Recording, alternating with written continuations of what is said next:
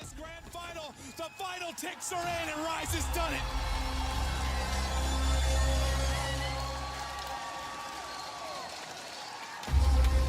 Make some noise, Atlanta, for this Rise Nation squad that tops the Division A.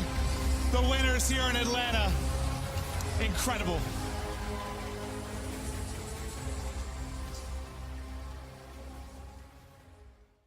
Alrighty, what is up, everybody? Welcome to episode 9 of COD Talks. I am your host, Furs95.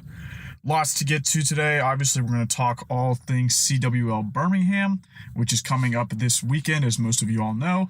The tournament starts on Friday. I believe matches start at 9 a.m. Eastern Time. Obviously, the times are a little different since the tournament is taking place in the UK.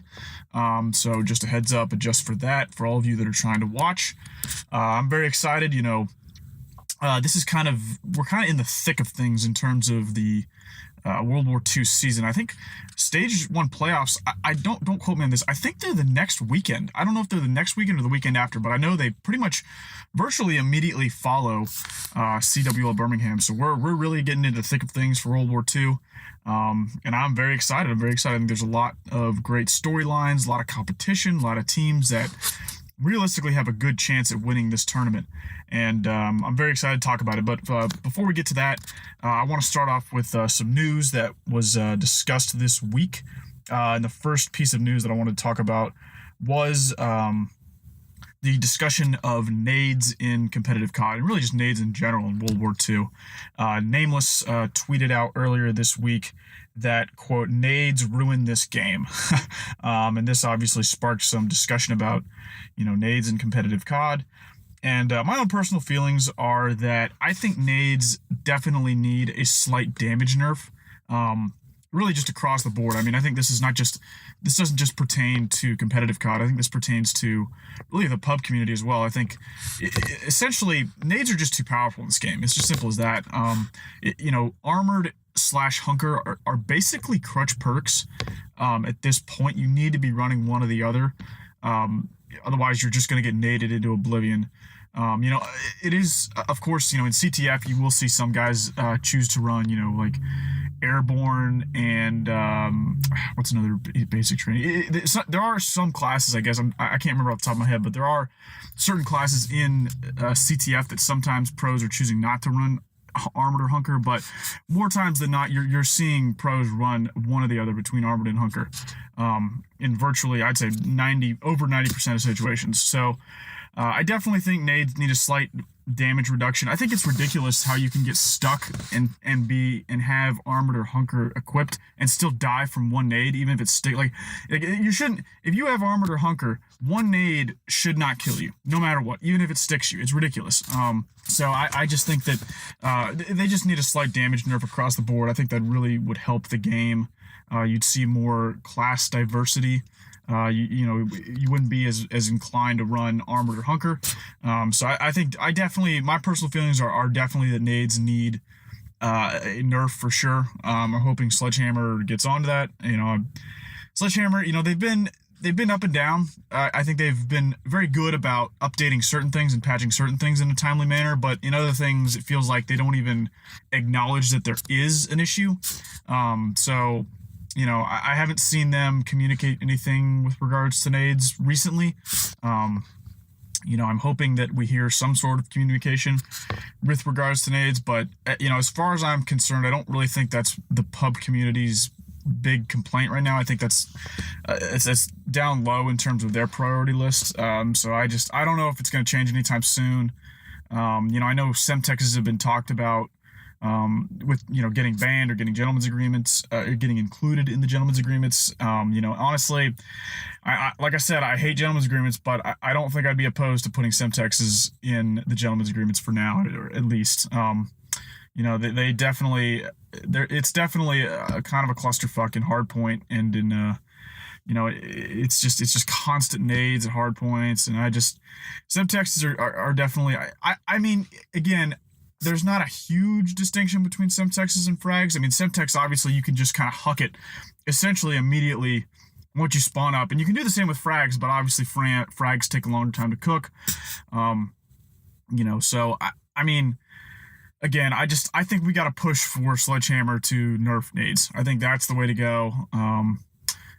I think banning Semtexes, I don't know how much that would really help because people would just use frags. And so I'm not quite sure that banning Semtexes is the way to go, but, hopefully Sledgehammer gets on this. I think it's definitely an issue that needs to be addressed. And that's pretty much all I got to say about Nades. So with that said, guys, I think we're going to segue over to CWL Birmingham and my thoughts on the event. So first and foremost, I just want to go over the pools for CWL Birmingham.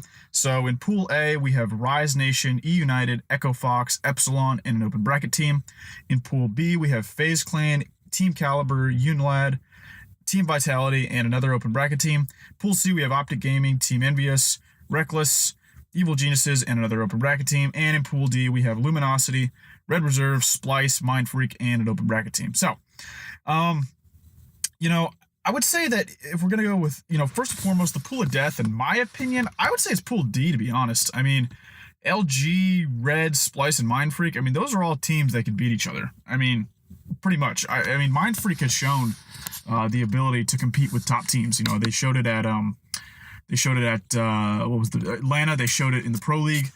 So I think Mind Freak is absolutely a 4-seeded team that definitely could surprise some people and take out an LG or a Red Reserve. And then Splice, Splice again has been very lackluster up to this point in the World War II season. But again, they're a team that has the talent to compete with anyone. So in my mind, I think Pool D, is my opinion, is the pool of death. Maybe you can make an argument for maybe a Pool C, but with the way EG has been playing, I don't know, man. They've looked really shaky. I think that from a mental perspective, they're probably just not very, they're not very motivated. Maybe they are. We'll see. They're a group of veterans. They could come out and surprise some people too. You never know. But I don't really like their whole with their recent form. I'm very skeptical of EG being able to take out an Optic or an Envy. So first and foremost, I just want to go over my predictions for each pool. So in Pool A, Rise is definitely going to finish first in my mind. They've just been, their form is just unmatched right now. I definitely have them finishing first in that pool. Second, let's see, between E United and Echo Fox. The problem with Echo Fox is obviously, as most of you guys know, is that Nagafin is going to be filling in for Saints. Saints obviously cannot attend due to travel issues, and I think that takes a big hit on Echo Fox, to be honest. Nagafin is just not the same player as Saints. He just does not add that level of slang that Saints brings to the table.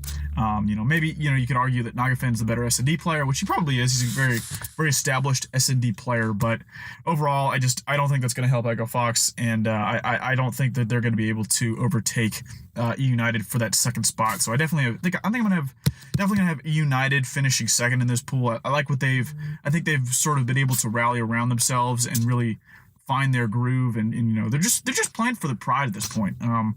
I still am pretty confident they're going to break up after this tournament, but they just have nothing to lose. They're a team that doesn't have a whole lot to lose, and I think they could surprise some people this weekend.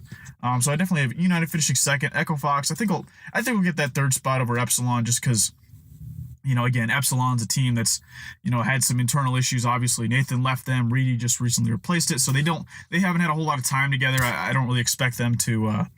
I don't really expect them to finish in the top three for sure. And I think that they're probably a team that's honestly vulnerable to losing to the open bracket team, whoever it may be. So Epsilon is probably going to finish fourth, maybe even fifth behind the open bracket team, depending on who it is, like I said. Moving on, Pool B. This is an interesting one. I think very interested to see what FaZe does against TK. I think TK is going to finish first in this group. I really do.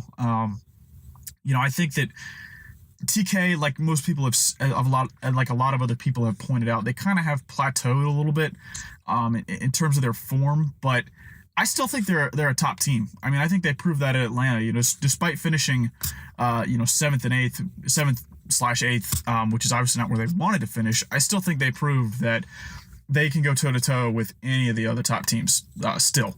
They played LG very well in the winners bracket, and I think they're going to come out, and I think they're going to play well. I think they're going to overtake FaZe for that first spot, and then FaZe is going to finish second. And then I have Unilad finishing third. Unilad's a team that, maybe I think has the potential to overtake a FaZe or a TK, but I just question their consistency. They were very inconsistent in the Pro League, so I think that overall I think they're going to finish third with Vitality in fourth. And then again, I think Vitality is a team that's susceptible to being overtaken by the open bracket team. So I think Vitality ultimately is probably going to finish fifth behind the open bracket team, whoever it may be. And then moving on to Pool C, Pool C, I think that this is another interesting one. It feels like Optic and Envy, man. They're always in the same pool. It's like at least the 10th time or whatever that since we've been using this format that Optic has been in a pool with Envy. But it's going to be an interesting matchup. I think that what's obviously most interesting about Optic is the whole role change. How are they going to fit into their new roles? It's obviously been confirmed that Formal is going back to that main AR. Karma is going to be in the flex role. Krim is going to be that secondary sub next to Scump. So very interested to see, how this affects the team. I think it's definitely going to be for the better. To me, the biggest question mark is going to be Karma. I think there's no doubt Formal's going to play well. I mean, the dude has just been unbelievable with an AR in his hands in virtually every previous COD title that he's competed in. So there's no doubt in my mind that Formal's going to show up. And then Krim, and it'll be interesting to see if Krim drops off. I think KD wise, there's no doubt he will. It's just impossible to keep up. With his KD numbers in recent events, switching to a sub from an AR, it's just, as we all know, it's much harder to maintain a positive KD with a sub as opposed to an AR. But I think Krim has a really good understanding for this game and just how it's supposed to be played. So I don't have too much doubt that Krim is going to bring it as well in terms of that sub. My biggest question mark is Karma, right? Karma, has kind of struggled up to this point in the game. He'd be the first one to tell you that Atlanta was probably one of his worst events ever.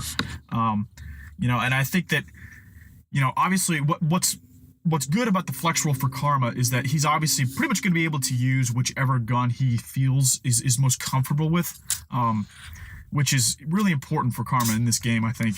He's proven that I don't think he's all too comfortable with the sub on a lot of maps. And so obviously him being in that flex role allows him to use whatever he's comfortable with. And I think it's gonna really come down to Karma, in my opinion, when it comes to Optic and how they do in this tournament. We talk about how important the flex role is, and you really need a top tier flex player to win events in this game. And if Karma isn't able to bring that to the table, then I don't see Optic being able to win events. So very interested to see what we get from Karma. Overall, I think I'm going to have Envy finishing first in this pool. I think Optic, I think they're going to come out a little slow. They've been known to do that in previous tournaments, and I think they're going to come out just a bit slow. Maybe not just slow, but maybe a little bit of adjusting still to their new roles. And I think Envy's going to take advantage of that, and Envy's going to finish first. I think Optic's going to finish second. Reckless, I'll be honest, I don't know a whole lot about Reckless. I'm not entirely sure what their roster is, to be honest. I think they're the Era team, right? That's right. They have to be the Era team, which is Ricky, Decimate, Pharaoh, and Blast. So honestly, they're an interesting team. They're, again, inconsistent, a lot of talent, a lot of young talent.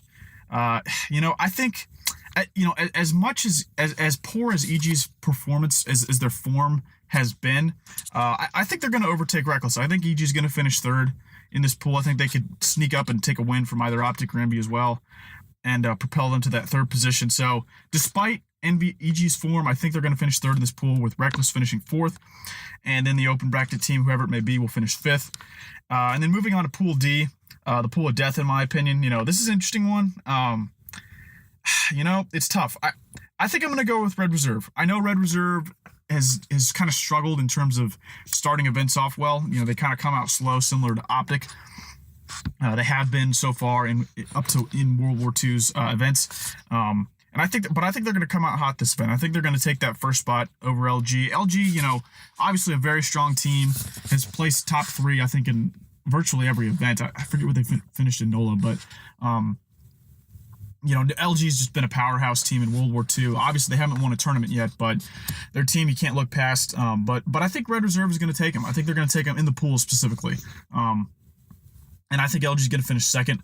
And then Splice and Mind Freak, I think I'm going to go with Splice at third. I think Splice is going to show up just enough in pools to finish third. And then Mind Freak, I think Mind Freak, like I said earlier, could surprise some teams, but overall I think they're just a little too inconsistent to take out any of the top three teams. And then fifth, I think whoever the open bracket team will finish fifth in that pool. So with that said, guys, those are my pool predictions. And let's move on to what I think is going to finish, who all is going to finish in the top 8. So in 7th and 8th, I have TK. Like I touched on earlier, I think TK, again, they're still a team you can't look past. I still think they're a top tier team, but overall, my thing with TK is, again, I just don't think the meta shift over to primarily a 3 SMG, 1 AR meta is just really suits TK.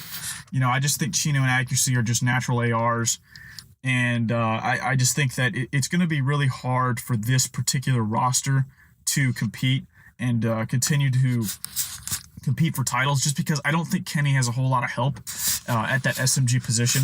And I think TK, again, they're competitive. They're still a team that can go toe to toe with anyone, but I just think they've kind of plateaued too much with regards to the meta shift. So I have them finishing 7th and 8th. Finishing 7th and 8th with them, I have E United. E United, like we touched on in last week's episode, they've never placed outside of top 6, which is with this roster, which is very, very impressive. And I think they're a team that is confident in themselves. I think they've regained a lot of confidence. But overall, I'm still not sold on Silly and Pristini's consistency at that SMG role. I just don't think they are able. I don't see them bringing it game in and game out and being able to compete with those other top teams that have top SMGs. Silly, he's shown signs. He's a very up and down player, very inconsistent. And then Pristini largely just has not been very good. I know he stepped up in Pro League to get them qualified into playoffs, but I just don't think there's enough firepower from them to really get past that T6 area. So I have them finishing 7th and 8th. In 6th, I have FaZe.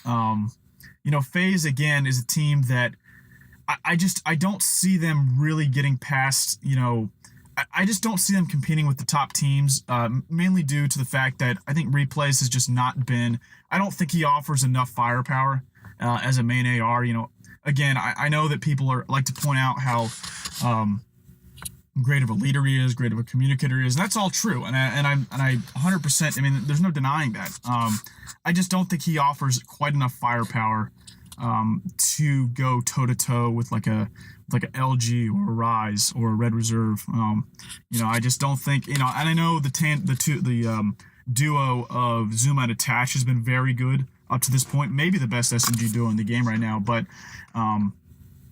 again, I don't think it's going to quite be enough for FaZe. They're not a team that really stands out in like an S&D where it's like they can kind of overcome their lack of slang and hardpoint with like really great S&D play. So I just don't think that they're quite there yet. I don't think FaZe is quite there yet. And I just think they need more firepower from their AR to really get to that next level. And then next I have Optic placing 5th and 6th alongside of FaZe.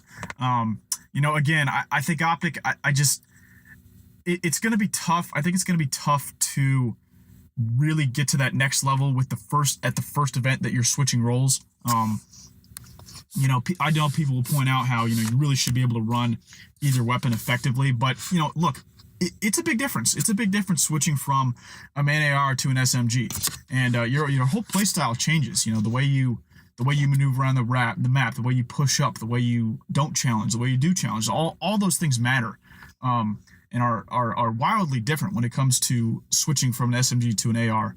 And if anyone can do it quickly, it's going to be Crim6. I think his understanding of this game is very, very good. Like I said earlier, I think that's a reason why he's been considered a top 5 player up to this point in World War II.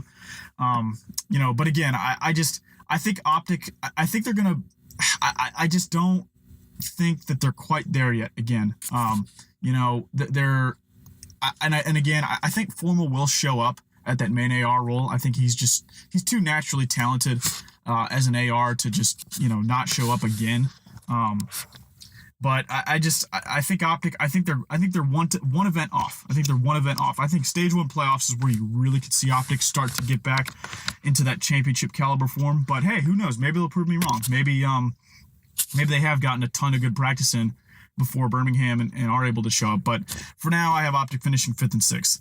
And in 4th, I have Red Reserve. I think Red Reserve is a team that's clear, like we said before, clear cut the best EU team as of right now. I think they've really impressed me up to this point. My only hesitance with Red is Joe. I think Joe has been he's an inconsistent player. He's been very clutch. I will say that he has a very good clutch factor.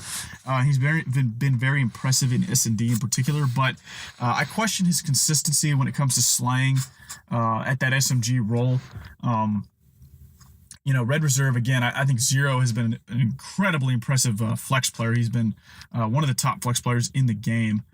Josh has been very solid. Rated's been a very solid main AR, but again, I don't think the firepower is quite there with Red Reserve in terms of competing with the top teams like LG and Rise.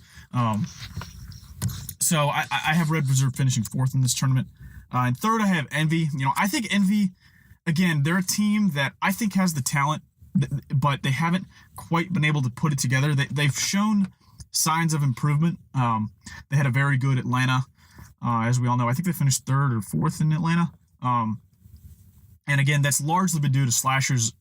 Slasher is, in my opinion, probably been the best player in the game up to this point. I think he's clear-cut the best AR, and I just think he's the most impactful player in the game up to this point. And he's a big reason why I think Envy's going to finish at the top. I think he's a guy that he's just so consistent. His consistency is incredible.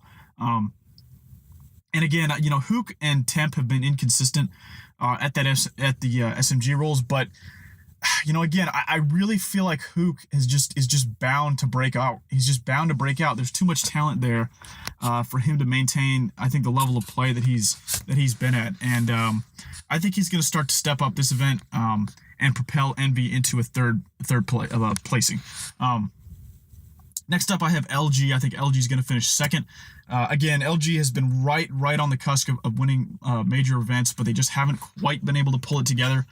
And I think that's, I think Slack's been a little underwhelming at the SMG role, a little too much. He's been a little too inconsistent. All the other players on LG have been really good up to this point, though. I mean, Octane's, again, a top AR, right there with Slasher. JCap has been very impressive at the flex position, and then John's been very good at, John is just your classic, steady, solid SMG player that you can always rely on. So LG, I'm looking at Slack. I think Slack's the one that really needs to step up his consistency. And with that reason, but overall, I think LG is going to finish 2nd. And in 1st, I have Rise. I think Rise is going to repeat. I think they're going to go back to back. Their form has just been unbelievable. At Atlanta, in my opinion, they were the clear-cut best team. They're so in sync with one another. They really understand each other's play styles. Their chemistry, their coordination is all just on point. And they've just been so impressive ever since they formed, really.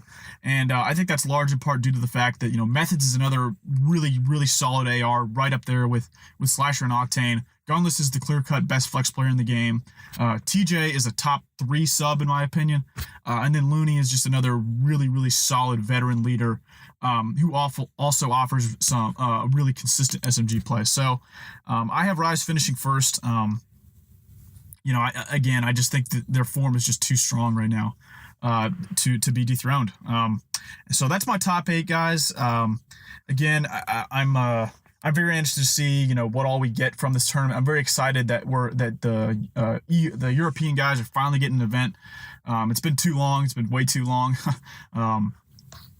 And I'm excited, man. I'm excited. This is a great time of the year for competitive COD. Like I said earlier, there's a lot of great events coming up. There's just so much action to look forward to, and I could not be more excited, guys. But with that said, I also want to touch on some housekeeping things. As I mentioned in the last episode, I am going on spring break. I'm leaving on Saturday, I believe, and I will not be back till the following Friday. But I'm actually going to the Masters on Sunday, so I probably won't be able to record my post CWL Birmingham episode until the following Monday. So be on the lookout for that. And I think that about does it in terms of housekeeping. After that, I should be back to my normal schedule. And I think that's going to do it, guys. I think that's going to do it for this week. Hope all you guys tune in to CWL Birmingham, and have a good weekend.